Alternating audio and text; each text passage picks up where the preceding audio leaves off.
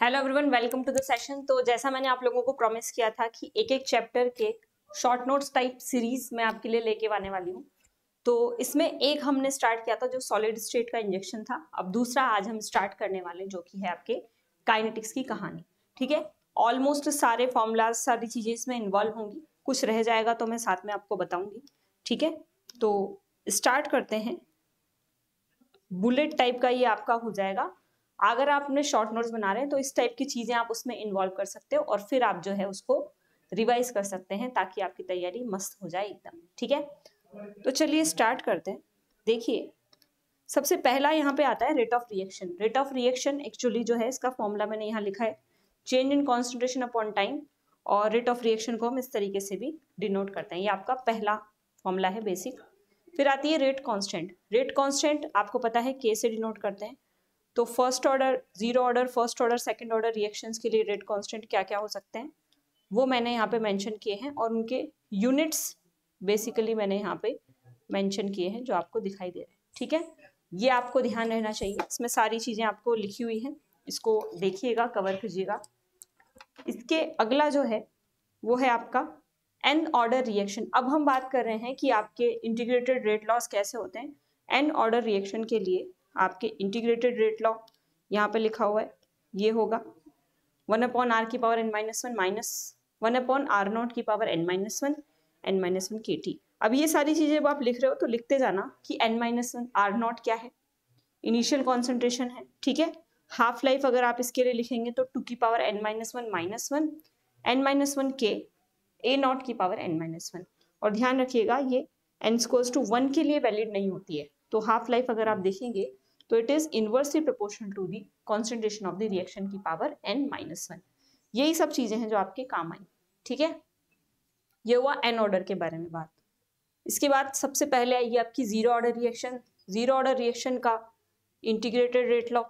ठीक है, normal rate law तो आप लिखती होगे के ए की पावर 0, ये नॉर्मल रेट लॉ हो जाएगा जिसे हम एम्पिरिकल रेट लॉ कहते हैं। ठीक है, फिर आपका टी हाफ बराबर ए नॉट अपॉन 2 के हाफ लाइफ आ गई।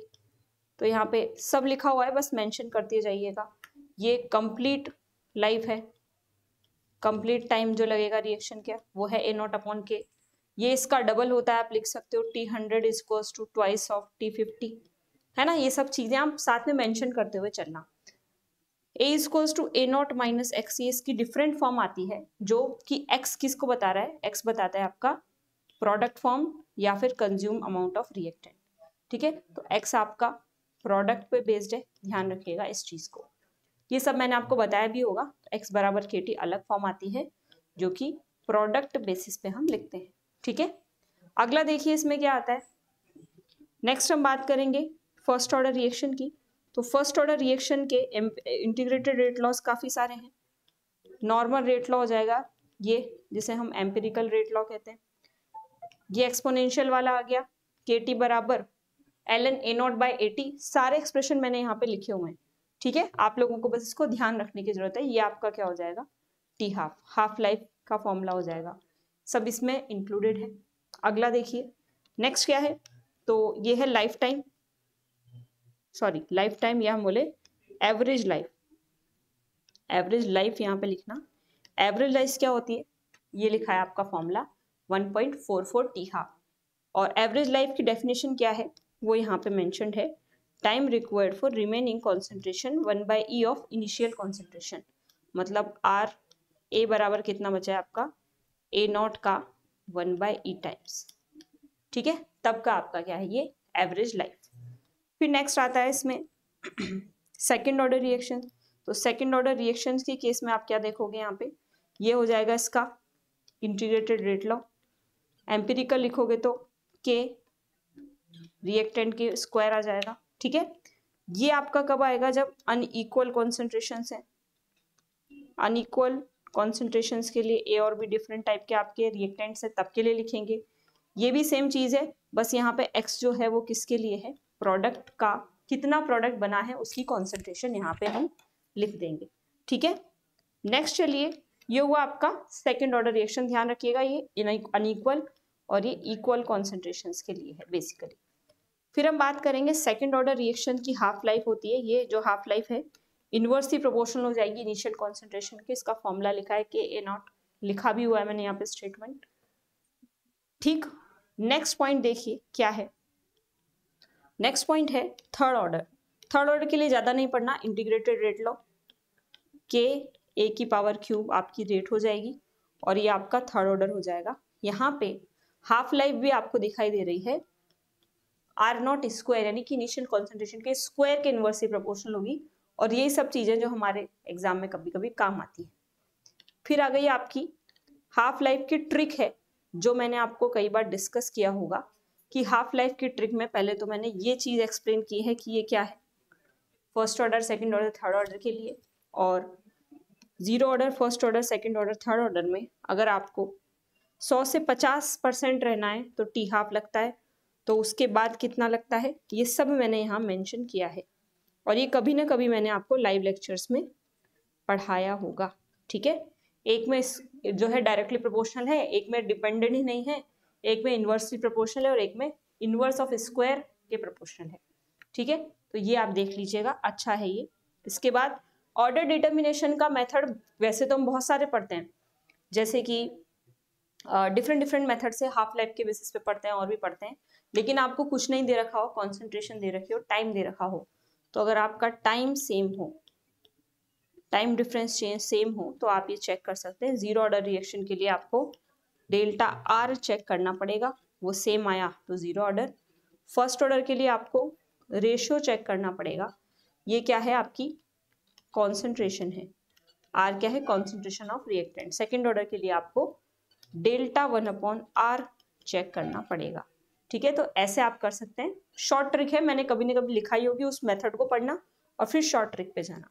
इसके बाद देखिए, अब हम बात करते हैं आपकी कौन सी रिएक्शंस आपकी हैं, कॉम्प्लेक्स रिएक्शंस। अच्छा, कॉम्प्लेक्स रिएक्शन से पहले आप जो है steady state approximation and pre equilibrium approximation, ये दोनों चीजें जरूर देख के जाइएगा। इसमें एग्जाम्पल ही है, ये शॉर्ट नोट जैसा इसमें कुछ होगा नहीं, एग्जाम्पल्स हैं जो आपने किए हुए होंगे। ठीक है, और मैंने पढ़ाया भी है यहीं पे जुलाई में, तो वो देख लेना, उसमें मैंने अच्छे से समझाया है सारी चीजें। कॉम्प्लेक्स रिएक्शन में पहली है आपकी कॉन्जिक्यूटिव रिएक्शंस। कॉन्जिक्यूटिव रिएक्शंस में अगर आप देखोगे तो ये आपकी रिएक्शन इक्वेशन है। ए की concentration at any time T हम लिखेंगे तो ये फॉर्मूला है, बी की कॉन्सेंट्रेशन एनी टाइम टी लिखेंगे तो ये फॉर्मूला है, K1 K2 आपको पता है क्या है, ये वाले कॉन्स्टेंट्स हैं आपके। ठीक है, और सी की कॉन्सेंट्रेशन मोस्टली आपको ये याद रखना है, इंटीग्रेटेड रेट लॉ से निकल के आती है, K1 A0 upon K2 minus K1 e की power minus K1t minus e की पावर माइनस K2t। काम की चीज और क्या है, concept of T max and B max, मतलब जिस टाइम बी की कॉन्सेंट्रेशन मैक्सिमम होगी उस टाइम जो टाइम रहेगा वो टी मैक्स होगा। इन दोनों के फॉर्मूले आपके बहुत इंपॉर्टेंट है, 1/K2 minus K1 ln K2 by K1, और बी मैक्स है K2 by K1 A0 e की power minus K1 upon K2 minus K1। तो ये फॉर्मूलाज जो हैं आप थोड़ा सा देख लीजिएगा। फिर आती है आपकी पैरेलल रिएक्शंस। तो पैरेलल रिएक्शंस कुछ इस टाइप की होंगी, यहाँ पे लिखा है, इसमें एक ही कॉन्सेंट्रेशन में दोनों का एडिशन हो जाएगा K1 प्लस K2। बेसिकली ये फर्स्ट ऑर्डर को ही फॉलो करेगी हर जगह, यहाँ भी अगर आप देखोगे तो ये भी आपके फर्स्ट ऑर्डर को ही फॉलो करती है, ए के लिए एटलीस्ट। फिर देखिए बी की concentration at any time T अगर आप निकालना चाहेंगे तो क्या इक्वेशन आएगी आपकी, तो फिर आपका आएगा ये K1 upon K1 plus K2 A0।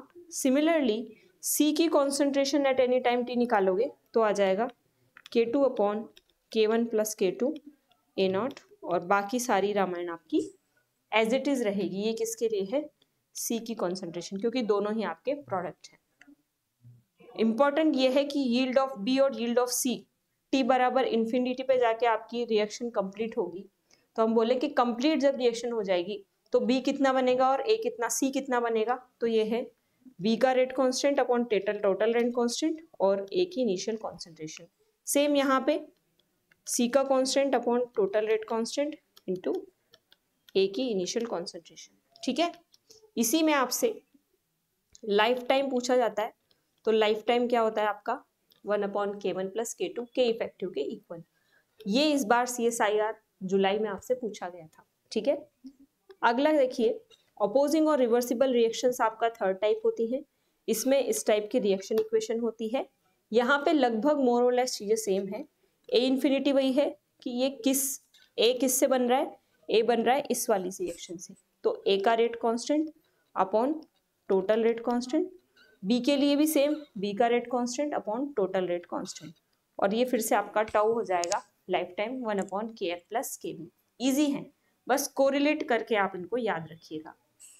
फिर आता है केमिकल काइनेटिक्स में Michaelis Menten equation, basically enzyme kinetics आपकी अब आने लगती है। एंजाइम काइनेटिक्स की अगर बात करें तो यहाँ पे सबसे पहले माइकलिस मेंटेन मैकेनिज्म हम पढ़ते हैं, ठीक है। इसमें हम पढ़ते हैं रेट बराबर K2 E0S upon Km plus S। Km की वैल्यू आपको दे रखी है K-1 प्लस K2।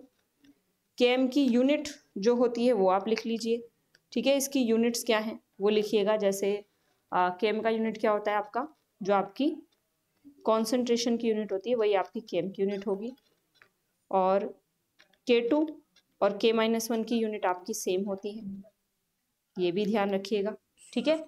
और K1 आपका क्या होता है, फर्स्ट ऑर्डर होता है, सॉरी K1 सेकंड ऑर्डर होता है, K2 K-1 दोनों आपके फर्स्ट ऑर्डर होते हैं। तो K2 K-1 जो है ये फर्स्ट ऑर्डर है, तो इनका सेकंड इनवर्स हो जाएगा, और K2 आपका सेकंड ऑर्डर के रेट कांस्टेंट की जो यूनिट होगी वो इसकी यूनिट हो जाएगी।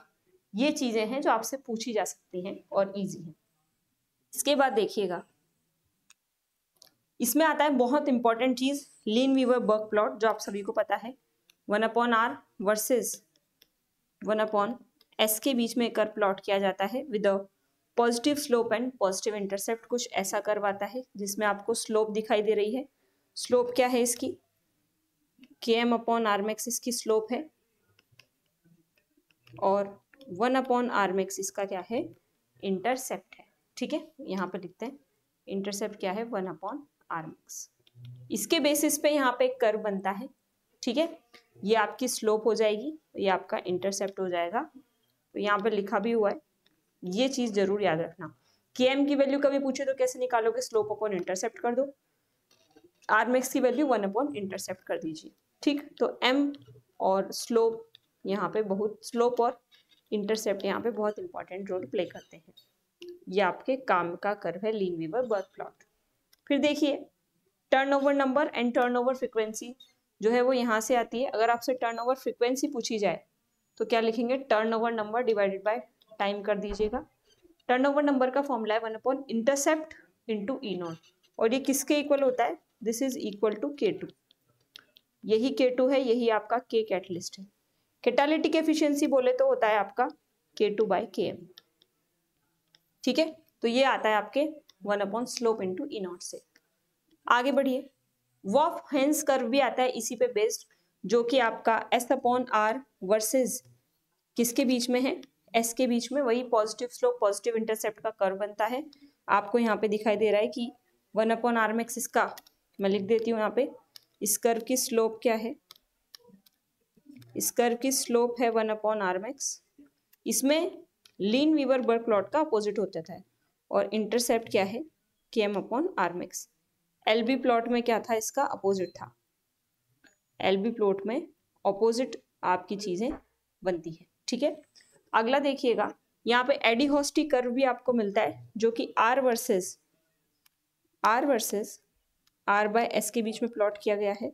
और इसमें अगर पूछे आपसे तो C आपका क्या है, R max के इक्वल, और स्लोप आपकी क्या है, -Km। मतलब इस कर्व की स्लोप आपको माइकलिस मेंटेन कांस्टेंट की वैल्यू देती है। इसके बाद देखिए नेक्स्ट पॉइंट की अगर हम बात करें तो आपकी आती है कॉम्पिटिटिव इनहिबिशन। बेसिकली आता है, क्या चीज आती है, एंजाइम इनहिबिशन। और एंजाइम इनहिबिशन में आपके पास में 3 टाइप की चीजें आती है। एक तो आता है कॉम्पिटिटिव इनहिबिशन। कॉम्पिटिटिव इनहिबिशन में पूछी क्या जाती है चीजें, एंजाइम कहाँ आके रिएक्ट करता है, तो एंजाइम जो रिएक्ट करता है वो आपका किससे कर लेता है, सॉरी इनहिबिटर किससे आके रिएक्ट करता है, एंजाइम से। तो ये आपके यहाँ पे आएगा ये चीज। इस कर्व में आपका क्या सेम रहता है, इंटरसेप्ट सेम रहता है, इंटरसेप्ट सेम रहता है। स्लोप आपकी क्या हो जाती है, चेंज हो जाती है, जैसा कि आप इस कर्व में देख भी सकते हैं। ये विद आई है, ये क्या है, विद इनहिबिशन और विदाउट इनहिबिटर। तो आप देखिए स्लोप चेंज होगी, और स्लोप चेंज हो रही है तो स्लोप में क्या हो रहा है, स्लोप आपकी बढ़ रही है। ठीक है, नेक्स्ट पॉइंट देखिए, इनकम्पिटिटिव इनहिबिशन में क्या होता है, इनकम्पिटिटिव इनहिबिशन में आपका इंटरसेप्ट चेंज होगा, इंटरसेप्ट, ठीक है, सी क्या है, इंटरसेप्ट, और आपकी स्लोप जो है, एम जो है आपकी स्लोप, ये सेम रहती है। ठीक है, और इंटरसेप्ट चेंज होके क्या हुआ है, इंटरसेप्ट आपका इंक्रीज हो गया है, जैसा कि आप यहाँ पे देख सकते हैं, ये वैल्यू आपकी बढ़ गई है। ठीक है, ये सब चीजें आपसे ना पूछी जा सकती हैं, ये ध्यान रखिएगा। और यहाँ पे आपका इनहिबिटर किससे आके रिएक्शन कर रहा है, एंजाइम सबस्ट्रेट कॉम्प्लेक्स से। यहाँ पे किससे कर रहा था, डायरेक्ट एंजाइम से ही कर रहा था। नेक्स्ट आता है लास्ट आपका non competitive inhibition. Non competitive inhibition में क्या होगा कि जो आपका इनहिबिटर है वो यहाँ भी अपना तीर चला रहा है और यहाँ भी अपना तीर चला रहा है, माने कि दोनों रिएक्शंस को अफेक्ट कर रहा है। इस केस में ये भी अफेक्ट होगा और ये भी अफेक्ट होगा, तो इस केस में आपकी slope as well as intercept दोनों चेंज होंगे। ठीक है, तो यहाँ पे स्लोप जो अगर चेंज हो रही है एम की वैल्यू, तो आप देखिए स्लोप आपकी बढ़ती है और इंटरसेप्ट क्या हो रहा है, इंटरसेप्ट भी आपका बढ़ता है। दोनों चीजें इंक्रीज हो सकती है विद आई और विदाउट आई। ठीक है, ये हुआ इनहिबिशन, यहाँ से क्वेश्चन आपके बन सकते हैं। फिर देखिएगा नेक्स्ट पॉइंट, यूनिमोलिकुलर रिएक्शंस में वही लिंडेमैन थ्योरी जो आपकी आती है। ठीक है, लिंडेमैन मैकेनिज्म, तो आर की वैल्यू याद रखिए और के यूनिमोलिकुलर ध्यान रखिएगा। इंपॉर्टेंट है इसके दोनों केस की, ये फर्स्ट ऑर्डर कब होता है, ये जो रेट है ये रेट फर्स्ट ऑर्डर कब होती है और रेट सेकंड ऑर्डर कब होती है, ये आपसे पूछा जाता है। इसके बाद यहाँ पे भी कर्व आता है के यूनिमोलिकुलर 1/k वर्सेस 1/a में पॉजिटिव स्लोप का कर्व, ध्यान रखिएगा। फिर आती है आपकी क्वांटम एफिशिएंसी। क्वांटम एफिशिएंसी का फॉर्मूला है नंबर ऑफ प्रोडक्ट बने या फिर नंबर ऑफ रिएक्टेंट कंज्यूम हुए डिवाइड बाय कितने फोटोन्स का एब्जॉर्प्शन हुआ। फिर आती है आपकी फ्लोरोसेंस। फ्लोरोसेंस का लाइफ टाइम है 1/kf/(kNR), और यहाँ पे आपका क्या वैल्यू आती है, ये है आपकी एफिशिएंसी, फ्लोरोसेंस की quantum efficiency, efficiency of fluorescence, तो τF × kF आपका लिखा हुआ है। ठीक है, इसके बाद देखिए फ्लोरोसेंस क्वेंचिंग का कॉन्सेप्ट आता है, जिससे क्वेश्चन आजकल बनने लगे हैं। इसमें आपकी स्टर्न वॉल्मर इक्वेशन बेसिकली काम आती है, जो कि ये दोनों है। ठीक है, इन दोनों इक्वेशंस में यहाँ इंटेंसिटी लिखी है, यहाँ लाइफ टाइम है और ये आपकी एफिशिएंसी है, और ये सब आपको पता है, मैंने लिखा है क्वेंचिंग कांस्टेंट है, ये कॉन्सेंट्रेशन ऑफ क्वेंचर है। यहाँ पे देखिएगा विदाउट क्वेंचर क्या सीन है और विद क्वेंचर क्या सीन है, उसी का एक एग्जाम्पल यहाँ पे लिखा हुआ है। तो KSV × Q जो ये लिखा हुआ है, इसी को हम स्टर्न वॉल्मर कांस्टेंट कहते हैं, और स्टर्न वॉल्मर कांस्टेंट का फॉर्मूला भी यहाँ पे लिखा हुआ है। ठीक है, फिर बारी आती है आपकी RNS इक्वेशन, मोस्ट इंपॉर्टेंट, इसके सारे ही टर्म्स आपको याद रखने हैं। ये मेन इक्वेशन है, फिर आप इसमें लॉग लेंगे तो ये बनेगा, एक और लॉग लेंगे तो ये बनेगा, और अगर आपको 2 टेम्परेचर दे रखे हैं और आपको 2 K दे रखे हैं, तो एक्टिवेशन एनर्जी कैसे निकालते हैं, उसके लिए आपका ये फॉर्मूला यूज होता है। ठीक है, बेसिकली किरचॉफ्स इक्वेशन हम यूज करते हैं। फिर आगे बढ़िए, कॉलिजन फ्रीक्वेंसी का आपका जो फॉर्मूला है वो यही ध्यान रखना है, ये सेम टाइप के मॉलिक्यूल्स का भी एक फॉर्मूला है, वो भी लिख लेना, शायद यहाँ पे रह गया वो लिखना, ये एक चीज आती है। फिर हम बात करें तो ये टेम्परेचर के इन्वर्सली डायरेक्टली प्रोपोर्शनल है, इन्वर्सली प्रोपोर्शनल है आपके रिड्यूस मास की, ये सब चीजें हैं जो काम की है। ठीक है, फिर देखिए ईरिंग इक्वेशन जो कि ट्रांजिशन स्टेट थ्योरी में आती है, वो काम की चीज क्या है, ईरिंग इक्वेशन है KBT/H, और बाकी की चीजें आप यहाँ पे देख रहे हो वो आप लिख सकते हो, KBT/H K#, ये इसका K टोटल हो जाता है, टोटल रेट कांस्टेंट। ठीक, नेक्स्ट चीज आपकी आती है डिफ्यूजन कॉफिशिएंट, ये नया थोड़ा टॉपिक है, इससे कभी क्वेश्चन पूछता है कभी नहीं पूछता है, फरवरी में पूछे थे। तो डिफ्यूजन कॉफिशिएंट का फॉर्मूला है dKBT/6π 𝜂R। ईटा क्या है आपकी, विस्कोसिटी है। ठीक है, ध्यान रखिएगा। R क्या है आपका, वही गैस कांस्टेंट। फिर ऐसा ही एक यहाँ पे आ रहा है, R गैस कांस्टेंट नहीं है, R आपका क्या है, रेडियस है, वही रेडियस। ठीक है, और R स्टार क्या है, radius of reactive cross sectional area. Cross sectional area की रेडियस है, ये क्या है रिएक्टिव क्रॉस सेक्शनल एरिया, ईटा क्या है विस्कोसिटी कॉफिशिएंट यहाँ पे लिखा हुआ है। तो डिफ्यूजन रेट कांस्टेंट केडी है और डी आपका डिफ्यूजन कॉफिशिएंट है। दोनों का फॉर्मूला आप ध्यान रखिएगा। नेक्स्ट आता है डिबाय-हकल लिमिटिंग लॉ जो मैंने आपको पढ़ाया है, minus A Z A Z B root over I, this is ionic strength, और इनके बीच में कर्व प्लॉट करते हैं log gamma plus minus versus I के बीच में, ऐसा कर्व आता है, ये भी आपको पता है। इसकी स्लोप ध्यान रखिएगा। फिर आता है इसी में आपका डिबाय-हकल लिमिटिंग लॉ नहीं आता है भाई, यहाँ पे आप लिखेंगे ये आता है आपका प्राइमरी सॉल्ट इफेक्ट, ठीक है। डिबाय लिमिटिंग लॉ के अंडर आता है प्राइमरी सॉल्ट इफेक्ट, और उसके लिए ये वाली इक्वेशन होती है जो कि बाइमोलिकुलर रिएक्शंस के लिए अलग है, ठीक है। This is for bimolecular and this is for trimolecular. तो जेड ए जेड बी वाली चीज़ें यहाँ पे आती हैं, थोड़ा सा डिफरेंस में इस फॉर्मूले में थोड़े से डिफरेंसेस हैं। लिमिटिंग लॉ में लॉग के नहीं होता है, उसमें लॉग गामा प्लस माइनस है, यहाँ पे क्या है लॉग के बाय के डी, तो ये थोड़ा सा आप ध्यान रखिएगा, लॉग के बाय के नॉट, ठीक है। तो this was all for your chemical kinetics. कुछ एक चीज़ें हो सकती है इसमें छूट गई हो, ऐसे से है ऐसी कुछ एक, मोस्टली मैंने सब कुछ कवर किया है, इक्का गलती से कुछ छूटा हो तो छूटा हो, इसमें मैंने सब कवर किया है। तो इसको अच्छे से पढ़िएगा, अच्छे से एग्जाम दीजिए। आपने शॉर्ट नोट्स बनाएंगे इसके बेसिस पे, अपने नोट्स से इसको थोड़ा सा कोरिलेट करके लिख लीजिएगा, कौन सी चीज़ क्या है ये थोड़ा सा मेंशन करिएगा। हो सकता है मैंने स्किप किया हो क्योंकि आपको हर एक चीज़ लिखना पॉसिबल नहीं है यहाँ पे, तो आप लोग लिख लीजिएगा, ठीक है। तो this was it. So thank you everyone, thanks for watching, keep learning. मिलते हैं आपसे नेक्स्ट ऐसे ही शॉर्ट नोट्स की सीरीज में। Bye bye.